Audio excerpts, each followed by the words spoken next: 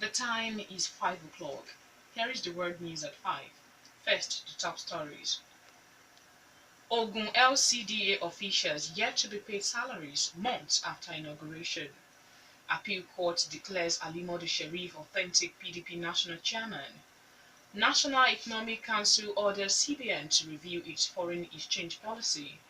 Three died as luxury bus loaded with passengers crashed into river in Lagos. In foreign, Pakistan security crackdown after 72 killed in ISIS bomb attack on Sufi shrine. Also, 48 killed in fresh bomb attack in Baghdad, the Iraqi capital. I am Simiat Abaru, bringing you the news in detail shortly. Now the news in detail. Political office holders in Ogun State Local Council Development Areas (LCDA) are yet to collect salaries since their inauguration in November last year. A bill seeking to fast-track their payment has gone through the first and second reading at the State House of Assembly. The Ogun State Local Government Local Council Development Areas Amendment Bill seeks to accommodate their salaries and other entitlements. The House Majority Leader Adeyinka Mafe, who moved the motion on the bill at the plenary on Thursday, says its quick passage would facilitate the payment of remuneration to political office holders in the new councils since last October. One of the bill supporters, Olawale Alausa, who is the minority leader, speaks on its importance. The Speaker referred the bill to the Finance and Appropriation Committee for further consideration. Focus, commitment, and discipline have been described as traits needed alongside academic potentials to make a success out of a chosen career. The rector of Moshood Abiola Polytechnic, Mapoli, Abeokuta, Professor Oludele Itiola, stated this at the matriculation and oath-taking ceremony and the newly admitted students of the institution for the 2016-2017 academic session held inside the OGD auditorium on its campus. Professor Itiola, who said Mapoli had already begun the process of becoming a degree awarding institution, reiterated the determination of the Polytechnic to create an enabling environment for effective teaching and learning through lecture spaces and 24-hour electricity supply. In their separate speeches, the admission officer, Mr. Olufunsho Kusimo, and the guidance counselor, Dr. Rotimi Olukoya, advised them to complete the registration on time and obey the rules and regulations to avoid being rusticated. The matriculation oath was conducted by the school's legal advisor, Barrister Lanre Ojo, on 2,850 full-time and part-time ordinary national diploma (OND) and higher national diploma (HND) students. An appeal court sitting in Port Harcourt has declared former Governor Alimodu Sharif as the authentic national chairman of PDP. All the three members of the appellate court unanimously endorsed Alimodu Sharif as the party leader. The battle for PDP leadership between the faction led by Alimodu Sharif and the caretaker committee under the leadership of Senator Ahmed Markafi had been fought in various courts in Lagos, Abuja, and Port Harcourt. Conflicting judgments in the various applications filed by the two factions have deepened the leadership crisis. Last December 16, an appeal court in Abuja adjourned indefinitely on a separate application of the PDP leadership crisis to pave the way for the appeal court in Port Harcourt to deliver its judgment. National Economic Council has asked the Central Bank of Nigeria (CBN) to review its foreign exchange policy to save the naira from further depreciation against foreign currencies. Deputy Governor of Nasarawa State, Silas Agara, who made this known to the State House correspondent after the end of the meeting at the Presidential Villa Abuja, says the Council is worried over the widening gap between official and parallel rate of the naira and the foreign exchange market. The CBN Governor, Godwin Emefiele, according to the Deputy Governor, pleads for patience and that the situation in the foreign exchange market is under the control of the Apex Bank. Financial institutions have asked CBN to allow the naira to flow freely against foreign currencies, which President Muhammadu Buhari has consistently opposed. Also speaking, Finance Minister Kemi Adeosun says $250 million is to be taken from the excess crude oil account to beef up the sovereign wealth fund. She puts the fund in the excess crude account at $2.46 billion. Nigerian Union of Allied Health Professionals has called on major stakeholders to beam a searchlight on Federal Ministry of Health to rid it of bad eggs causing system collapse in the health sector. The union's national president, Dr. Ogbonna Chimela, made the call at a protest rally in Lagos organized by the state chapter of the union against the rot in the Federal Ministry of Health. The union includes pharmacists, medical laboratory scientists, physiotherapists, imaging scientists, dental technologists, occupational therapists, health information managers, dental therapists, dietitians, and other related professionals. A federal high court in Lagos has ordered a permanent forfeiture of $153 million linked to former Petroleum Resources Minister Mrs. Diezani Alice Maduike to the federal government. The fund, according to the Economic and Financial Crimes Commission (EFCC), was diverted by the minister from the coffer of the Nigerian National Petroleum Corporation (NNPC). Justice Muslim Hassan, who ordered the permanent forfeiture of the fund, at last February 6 issued an interim forfeiture of the fund. But Justice Zan, in his final ruling on the case on Thursday, directed the permanent forfeiture of the fund. The judge says EFCC had convinced him that $153 million is a proceed of crime. Fighters of Boko Haram have fired on the Air Force's helicopter gunship, injuring its pilot.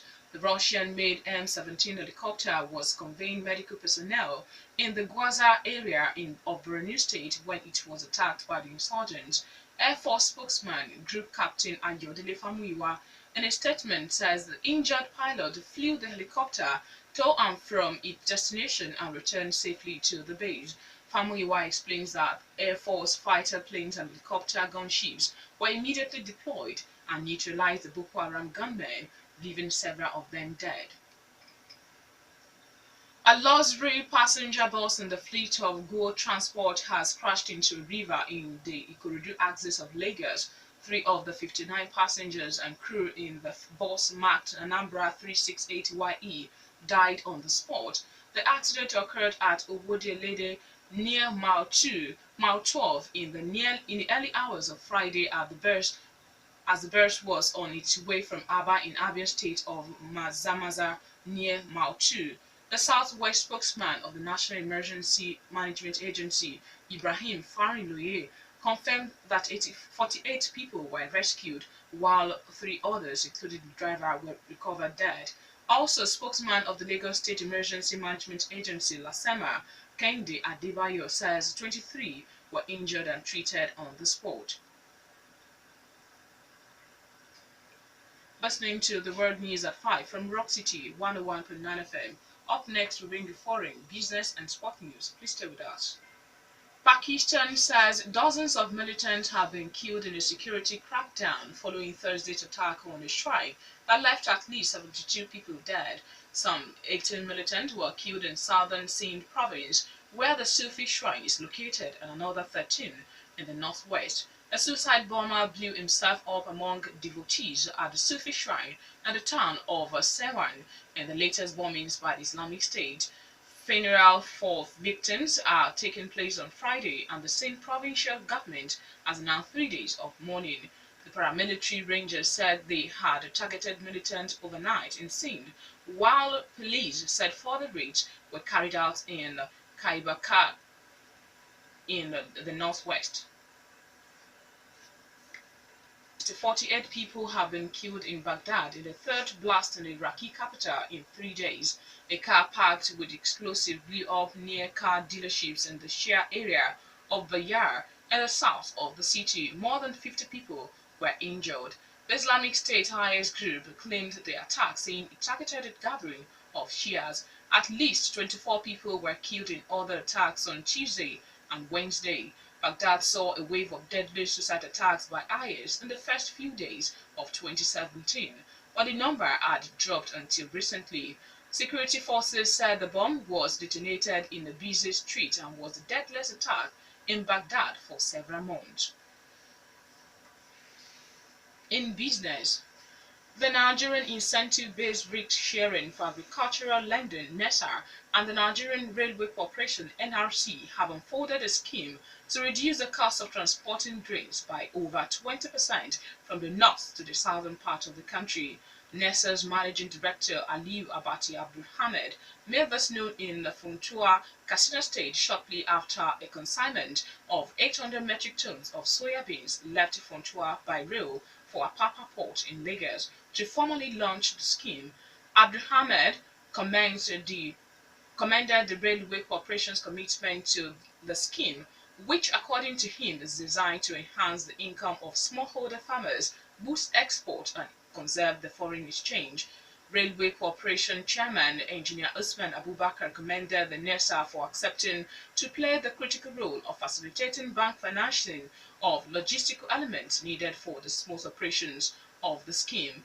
Abubakar says the takeoff of the scheme followed the successful launch of the transportation of cattle by rail that has so far conveyed over 2,000 cattle from Gusau, Zamfara State and Nguru, Yobe State to Okoba Abattoir, Lagos since last year. Finally, sport news. Cameroon coach Hugo Broos has applied to coach South Africa just days after winning the 2017 Africa Cup of Nations. The Belgian, who masterminded the Cameroonians' triumph 11 days ago, is one of over 60 applicants for the job. Several big names have applied, including Italians Roberto Mancini and Giovanni Trapattoni, as well as Germans Lothar Matthäus and the band Costa. Hassan Chehata, who led Egypt to 3 Nations Cup titles, and the Nigerian Samson Siasia are also on the list. The names of the coaches were revealed by the South African FA SAFA on Thursday. That was the world news at 5, and just before we go, the major stories once again. Ogun LCDA officials yet to be paid salaries months after inauguration. Appeal Court declares Ali Modu Sharif authentic PDP national chairman. National Economic Council orders CBN to review its foreign exchange policy. 3 die as luxury bus loaded with passengers crashed into river in Lagos. On the foreign scene, we reported that Pakistan security crackdown after 72 killed in ISIS bomb attack on Sufi shrine. Also, 48 killed in fresh bomb attack in Baghdad, the Iraqi capital. For more stories and to listen to us live, please log on to our website www.rockcityfmradio.com/live. Thank you for listening. I am Simiat Abaru. Good evening.